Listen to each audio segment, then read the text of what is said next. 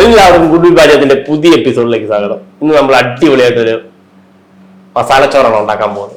നമുക്ക് എങ്ങനെ എളുപ്പത്തിൽ തയ്യാറാക്കിയെടുക്കാൻ നോക്കാം. അപ്പൊ നമ്മള് മസാലച്ചോറ് ഉണ്ടാക്കാനായിട്ട് ഒരു പാൻ വെച്ചിട്ടുണ്ട്. പാൻ ചൂടായി വന്നിട്ടുണ്ട്. ഇതിലേക്ക് നമുക്ക് വെളിച്ചെണ്ണ ഒഴിച്ചു കൊടുക്കാം. അതോടൊപ്പം തന്നെ ഒരു 1/4 ടീസ്പൂൺ നെയ്യ്. നമ്മളെ എണ്ണ ചൂടായിട്ടുണ്ട്. എണ്ണയും നെയ്യും ഇതിലേക്ക് നമുക്ക് കടുക് ഇട്ട് കൊടുക്കാം.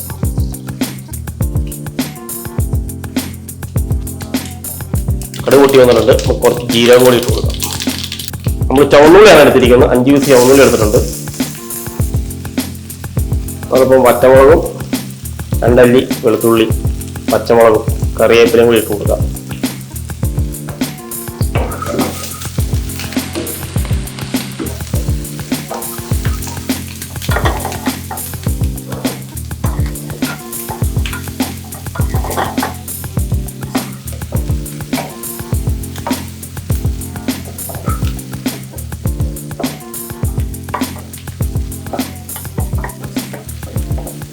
ഇതിലേക്ക് നമുക്കൊരു പിഞ്ച് മഞ്ഞൾപ്പൊടി,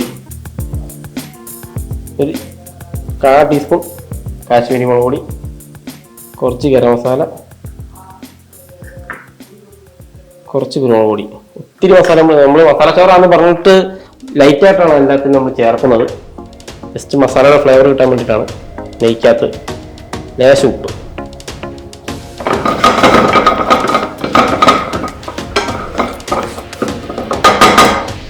നമുക്കിതിലേക്ക് ചോറിട്ട് കൊടുക്കാം. എല്ലാവർക്കും ഇഷ്ടപ്പെടും. നമുക്ക് കുട്ടികൾക്കൊക്കെ എരിവ് കുറച്ച്. പഴയ കാലത്തെ അമ്മച്ചിമാരും അപ്പച്ചന്മാരും ഒക്കെ കറിയില്ലാത്തപ്പോൾ നാടൻ പശുവിൻ്റെ നെയ്യും നമ്മുടെ നാടൻ വെളിച്ചെണ്ണയും ചേർത്ത് ഇങ്ങനെ ഉണ്ടാക്കി കഴിക്കും. അപ്പോൾ ഒരു നല്ല ഇറച്ചിയുടെ രുചിയാണ് നമ്മുടെ ചോറ്.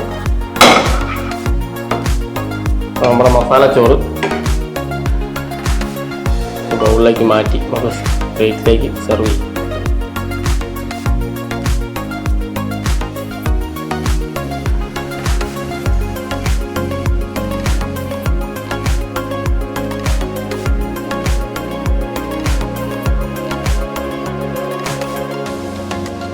എളുപ്പത്തിൽ വീടുകൾ തയ്യാറാക്കാൻ പറ്റിയ അടിപൊളി ഡിഷാണ്. പെട്ടെന്ന് കറിയൊന്നും ഇല്ലാത്ത സമയത്ത് 2 കൊച്ചുള്ളി, കടുകും കറിവേപ്പിലയും ഉണക്കമുളകും വയ്ക്കുക. നെയ്യില്ലെങ്കിൽ വെളിച്ചെണ്ണയും വയ്ക്കുക, കടുക് പൊട്ടിക്കുക. അപ്പോൾ എല്ലാവർക്കും ഇത് ഇഷ്ടപ്പെട്ടെങ്കിൽ വീടുകളിൽ പോയി ട്രൈ ചെയ്ത് നോക്കുക. അപ്പോൾ അടുത്ത എപ്പിസോഡിൽ പുതിയൊരു വിഭവമായി വീണ്ടും കാണാം.